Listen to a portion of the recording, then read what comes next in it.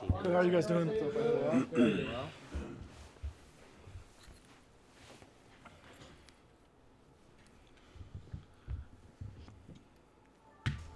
Isaiah, you certainly, enjoyed a pretty good breakout season.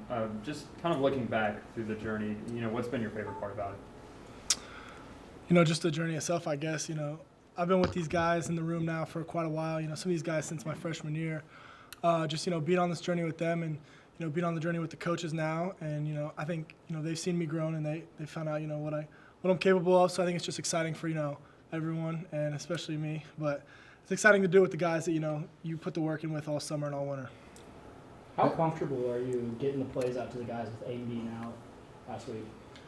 Yeah, that's something that, we do all the time at practice. That's something I've been doing for the last few years. That's something that I'm fine having on my plate, stepping into that role and having to make the calls. Someone's got to do it, so just someone had to step up, and I think, it's me. How much has Aiden helped in that process maybe to kind of show the ropes in a way? Yeah, it always helps, especially when we're out there, maybe I'm at the will position, he's the Mikey. We'll both get the calls from the sideline. So, it's never, trying to put it on one person's shoulders. I would try to help him out, at practice, fall camp, get the calls to my side of the field and try to, alleviate some of his pressure and responsibility. But it's just part of the job. He had a headset, it looked like, or at least listening in on Saturday. What was he telling you throughout the game? Anything that stood out? No, just, really supportive. That's my guy. So he was just, just wanted to keep me calm, which, I thought he did a really good job, just being, a motivator, being a hype guy for the team. That's really important when, one of your better players isn't able to play. Did you have any jitters when that was your first career start? What was your kind of thought for that moment? I felt like I was pretty prepared to play. First career start, but obviously this year I've been playing a lot more, and so I've kind of, grown comfortable in playing in the role and, stepping up for, big games. And when you play in the Big Ten, every game's going to be a big game, so I don't really feel like I had any jitters. You guys have had a lot of first-time in program history type moments. Got a chance for another one Saturday to win at Beaver Stadium. What's it like to have these opportunities? Yeah, we always look forward to it. For us, it's just another Saturday, another game, and Beaver Stadium obviously is an awesome environment to play in. It's a historic place. I've been there once my sophomore year. It's just exciting to go up there and be with the guys you watch put in the work with, and to just keep making history as a team one step at a time. Just give us a player's view. 100 and some thousand people you look up, and your thoughts are what? Yeah, you get that when you play in the Big Ten. Some of these stadiums, they got the 100,000 players or fans, and so that's something you just try to tune out. You try to stay within the white lines and do the best you can, but it definitely has a role, and I think it plays into their favor. But we'll see on Saturday. You were here with Lou in 2022 and 2023. Just where do you think he's grown the most in that time? Definitely just a leadership role, and just being maybe a more vocal guy in the room and then on the defense. And I think we have a lot of guys that are vocal on the defense. Amari Farrell, Devin Boykin, Pons, Kamara, Fish. All the guys. I feel like that's what makes us really stand out as a defense. We have a lot of veteran guys that can play and are willing to step up and motivate the defense. Were there aspects with Lou when he got back here in January that you could tell, like, okay, he's a new guy? I think he kind of came in and saw how things had changed since he left, and I thought he kind of picked up on that. This is a new era at Indiana, and I think he really molded into the type of player he is now, coming back and seeing how we had changed here, and I think that kind of just elevated him and his game and his leadership, his role on the team.